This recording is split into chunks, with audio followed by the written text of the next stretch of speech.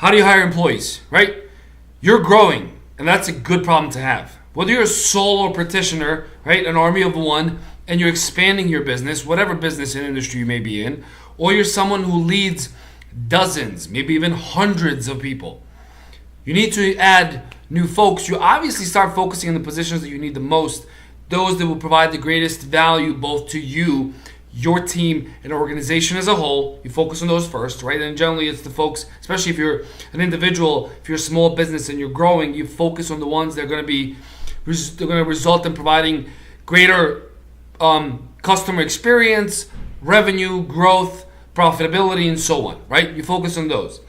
And you're generally trying to fill and match the skills that you do not have. If you're a great marketing individual, you get somebody who does sales. If you're great sales, you get somebody who does marketing or technology or finances and so on. So you figure out what's going to provide the greatest value for you today and projecting into future. So don't just get position one for one. If someone left, don't just try to hire the same exact type of individual.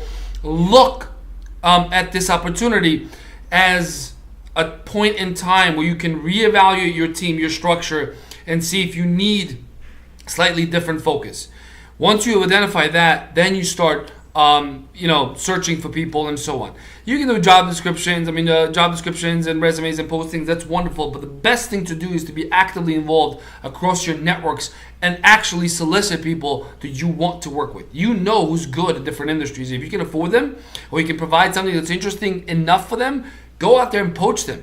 Bring the best talent in-house as soon as you can, and then find ways to retain them. Now, when you're bringing them in, you need to find a way. You need to find what motivates them and what keeps them interesting. Why are they coming? First of all, can they do the job? Number one. A little bit of training is needed, whatever, but can they do the job? Number one.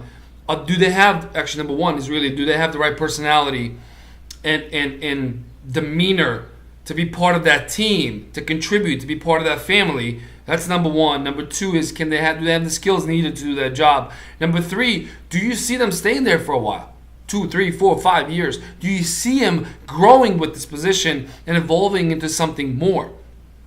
And then number four is, do you see them as someone who can potentially expand their portfolio of offerings and services and help you offload some of these other things as they grow and you continue expanding your team? So look for skills that you need. Find what motivates these individuals and be honest with them and say, where do you see yourself in 3 to 5 years? How do you get there? How do you are you looking for more money, more position, balance with the family? You want different hours? You don't want to work 9 to 5 or 8 to 4. You want to work 11 to 7. Cool. Can you afford that? So find what motivates people and then move forward. Biggest value, biggest kind of nugget in this all is not just hiring the right individual, is finding a way to retain them, and most importantly, firing them soon enough once you're absolutely positive that they're not the right individual for your team. So don't dwell on it. Don't make this into months and years of suffering if it doesn't have to be. If 6 months in, then they're not the right fit, let them know, move on. Have a wonderful day. I wish you all the best. Good luck growing your team, and that's a good problem to have. Subscribe, comment, and share. Have a wonderful day.